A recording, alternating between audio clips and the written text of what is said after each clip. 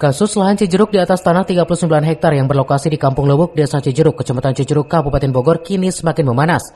Tim kuasa hukum penggarap lahan melayangkan somasi kepada Forum Komunikasi Pimpinan Kecamatan atau Forkopimcam Cijeruk karena pemerintah setempat diduga telah melanggar perundang-undangan. Kuasa hukum penggarap lahan RD Anggi Triana Ismail menyampaikan dirinya bersama tim kuasa hukum para penggarap lahan telah melayangkan somasi kepada pihak Forkopimcam. Adapun isi tuntutan somasi tersebut diantaranya segera menjalankan perintah undang-undang untuk perlindungan hukum kepada segenap hak-hak masyarakat. Memberikan sanksi tegas berdasarkan hukum terhadap perusahaan PT Banana Sukma Sejahtera yang diduga telah melakukan perbuatan melawan hukum, melakukan permintaan maaf kepada masyarakat Cijeruk dan seluruh penggarap lahan atas adanya sikap terlambat dan atau diam terhadap permohonan yang telah diajukan 2 bulan lamanya. Kita melayangkan surat somasi dikarenakan diamnya Forum Komunikasi Pimpinan Kecamatan Cijeruk itu telah menyebabkan kerugian yang signifikan.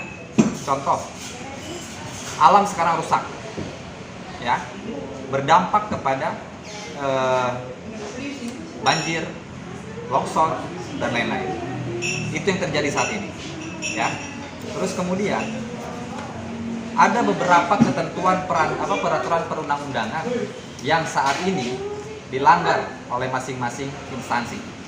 Ya, di sini bisa saya sampaikan bahwa sedari awal saya sudah tegaskan bahwa pelindungan hukum itu semata-mata untuk menghindari konflik horizontal yang terjadi di lapangan antara perusahaan dengan masyarakat. Menurut Anggi, para penggarap lahan juga menegaskan secara serius apabila Forkopimcam masih diam saja maka somasi ini akan diajukan aduan dan gugatan ke instansi masing-masing ke pengadilan negeri setempat. Dari Cijeruk, Kabupaten Bogor, Suhanda Abriji melaporkan.